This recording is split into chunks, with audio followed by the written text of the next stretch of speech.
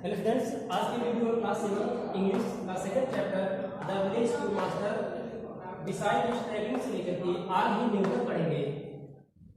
The village school master, जैसे कि chapter के नेम से क्लियर है कि इस चैप्टर में किसी विलेज स्कूल मास्टर के बारे में वर्णन किया गया है। तो स्टोरी इसमें है कि जो पोएट ओलिवर गोल्डस्मिथ हैं वे अपने गांव से कहीं दूर चले गए थे 10-12 साल बाद या कुछ महीने बाद वापस आए, तो अपने गांव की कंडीशन देखकर उनको बहुत दुख होता है, क्योंकि उस गांव के जिस स्कूल में पढ़े थे उस स्कूल की कंडीशन और गांव के जो कंडीशन थे वे सब पतन के रास्ते पर चले गए थे। तो इसी मध्य वे अपने बचपन की यादों को ताज़ा करने के लिए अपने स्कूल के जीवन को बता रहे हैं कैसे था। क्या कहा जा रहा है? Beside yon straggling fence that skirts the way with blossomed furze unprofitably gay. Straggling होता है अनियमित तरीके से, फेंस मीन्स बाड़ा या घेरा होना, स्कर्ट मीन्स फैला होना या घेरे रहना, ब्लूजम मीन्स खिला होना, फर्ज मीन्स झाड़ियाँ, अनप्रॉफिटेबल मीन्स होता है जिसका कोई यूज न हो, इसका कोई फायदा न हो, गे मीन्स प्रसन्न या पीले फूल कह सकते हैं। तो इस लाइन्स में जो कवि हैं वे अपने स्कूल मास्टर के स्कूल के चारों तरफ वर्णन कर रहे हैं। क्या कह रहे हैं कि जो हमारा स्कूल है beside struggling fence, beside your struggling fence मतलब कि जो स्कूल का जो बाड़ा था वह जो है अनियमित तरीके से चारों तरफ घेरे हुए था, किसके? विथ ब्लूजम फज ऑन प्रॉफिटेबली गे, मतलब कि बिना किसी लाभ के वे खिले हुए पीले फूल जो झाड़ियाँ थी स्कूल के चारों तरफ उगी हुई थी। मतलब स्कूल के चारों तरफ बिना किसी यूज के फूल या झाड़ियाँ उगी हुई थी।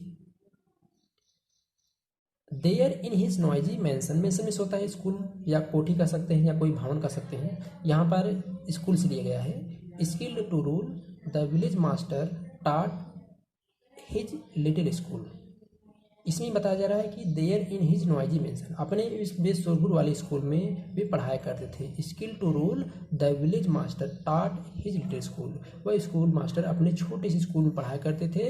एंड स्किल टू रूल, और उस स्कूल में उन्हीं टीचर का राज चलता था, अर्थात उनके द्वारा बनाए गए नियम कानून ही स्कूल में चलते थे। किसी और का स्कूल, किसी और के नियम कानून नहीं चलते थे, केवल उस स्कूल मास्टर का ही नियम कानून चलता था।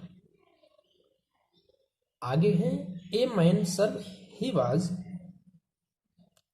And stern to view, I knew him well and every truant knew. Severe means होता है सख्त, स्टर्न मिस कठोर होता है, ट्रेंड मिस होता है जो बच्चे ज़्यादा एब्सेंट होते हैं, गैर हाजिर करने वाले।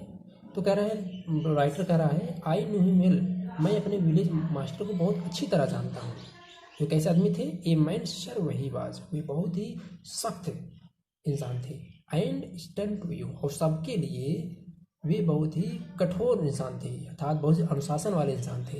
एंड एवरी टूरेंट्स न्यू, और जितने भी बच्चे जो गैर हाजिर वाले बच्चे थे, अधिकतर जो बच्चे उनके बिना आदेश के एब्सेंट हो जाते थे, वे भी उनके कठोर और सख्त वाले गुण को अच्छी तरह से जानते पहचानते थे।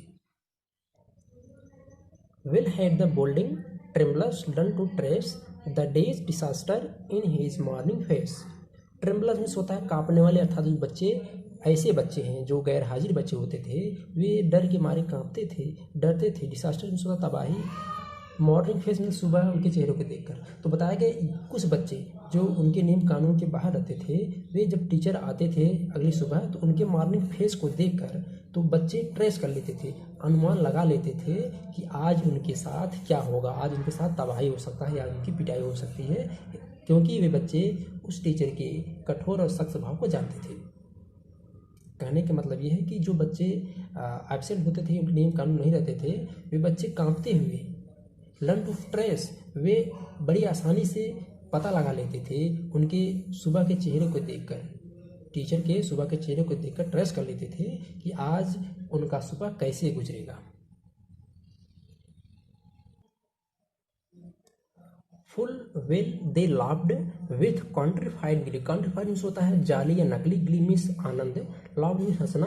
All at all his jokes for many jokes he had he, तो इसमें बताया गया है कि full well they laughed with counterfeited glee, बच्चे जो है बनावटी जाली या नकली हंसी दिखाते थे टीचर को। क्यों?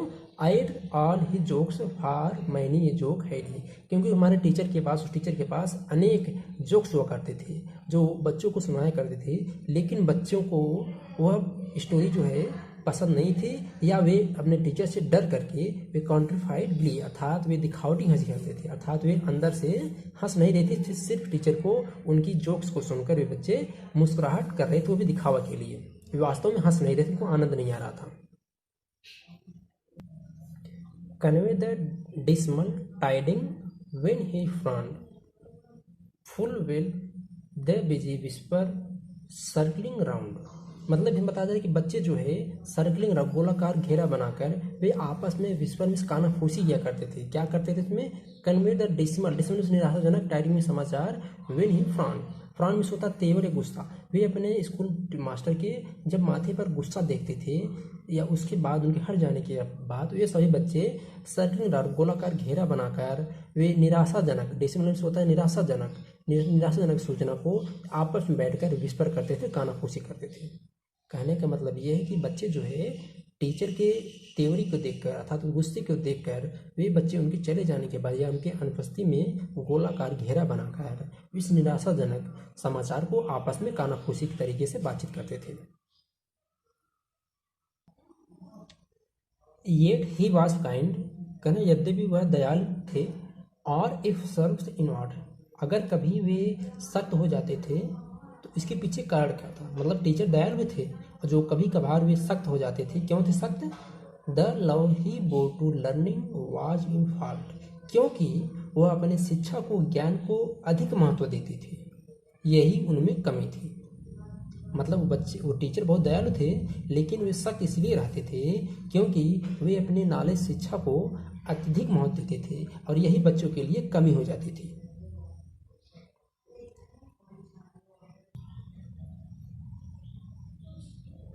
The village all declared how much he new, अर्थात गांव के सभी लोग अच्छी तरह जानते थे कि स्कूल मास्टर के पास कितना ज्ञान था, अर्थात वह बहुत नॉलेजदार थे, बहुत इनके पास नॉलेज था।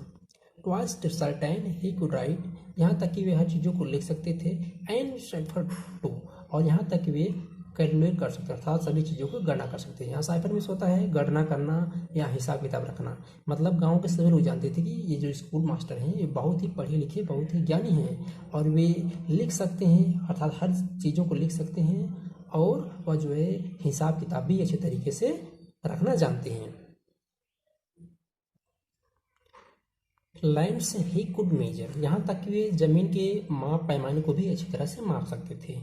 टर्म्स एंड टाइड्स प्रिसेंस होता है भविष्यवाणी करना, टाइड्स में समुद्र की लहरें, यहाँ तक कि वे मौसम विभाग की जानकारी रखते थे, वे सभी मौसम के पहले आने वाले संकेतों को बता देते थे। मतलब जो टीचर थे वे जमीन की मापजोक अच्छे से कर सकते थे, इतना नॉलेज था, और यहाँ तक कि मौसम का पूर्वानुमान भी उनके पास अच्छे तरीके से था।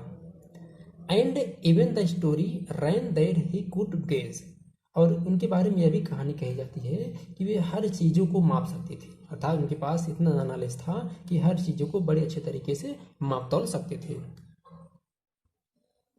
इन आर्ग्यूइंग टू, आर्ग्यूमेंट्स होता है तर्क करना, द पार्सन होता है पादरी जो पंडित होते हैं, ओन हिज स्किल, यहाँ तक कि तर्क वितर्क में जो पादरी भी था वो हिज स्किल उनके कुशलता को स्वीकार कर लेता था, अर्थात भी इतने नॉलेज के थे कि जो पादरी था वह भी उनके नॉलेज को स्वीकार कर सकता था कि इनके पास अच्छा नॉलेज है।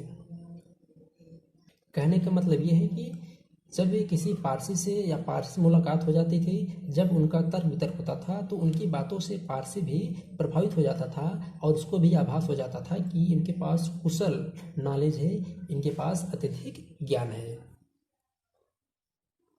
फॉर इवन, यहाँ तक कि दो वैनकिस ही कुड आर्ग्यूस्टेड, यहाँ तक कि यदि वह पादरी उनसे तर्क वितर्क में जीत जाता है या उनसे विजय प्राप्त लेता है, फिर भी ही कुड आर्ग्यूस्टेड, फिर भी वो जो स्कूल मास्टर थे अपने तर्क देते रहते थे।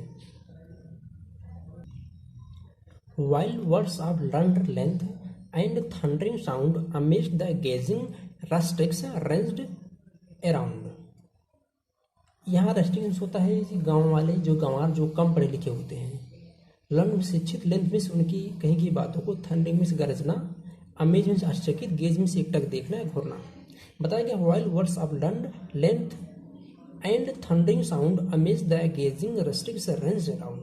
बताया कि गांव में जब कभी गंवार लोग, गांव के लोग आपस में जब झगड़े करते हैं तो टीचर जो है अपने ज्ञान की बातों को गरजते हुए लोगों को सुनाते हैं और वे गांव वाले बड़ी ही आश्चर्यचकित होकर उनकी बातों को सुनते हैं। कहने का मतलब है जब गांव में कभी कभार झगड़ा होता है तो टीचर आ जाते हैं और बड़ी लंबी लंबी बातों के साथ गांव वालों के साथ गरजने लगते हैं और गांव वाले अपने झगड़े बंद करके ध्यान से उनकी बातों को सुनते हैं और आश्चर्यचकित होते हैं, क्योंकि उनके गांव वालों लगता था कि उनके कितना कोई भी गांव में पढ़ा लिखा नहीं है। इसलिए गांव वाले एक रेंज अर्थात एक कतार बनाकर उनके चारों तरफ घेरा बना के उनके गर्जना, उनके कही गई बातों को ध्यान सुनते थे। यहाँ वर्ड्स ऑफ लेंथ में होता है, जो व्यक्ति ज़्यादा पढ़ा लिखा हो लेंथ में उनकी कही गई लंबी लंबी बातें, उनकी बातों को गांव वाले अपने झगड़े झंझट को छोड़कर उनकी बातों को सुनने लगते थे। जबकि बात इसमें है कि गांव वालों को उस टीचर की बातों को कोई भी समझ नहीं है, वे उनकी बातों को नहीं समझ पा रहे थे कि जो हमारे स्कूल मास्टर हैं क्या कर रहे हैं। फिर भी गांव वाले एक कतारबद्ध होकर उस टीचर की बातों को सुना करते थे, जबकि उनको यह बात नहीं मालूम है कि हमारे टीचर हमको क्या समझा रहे हैं।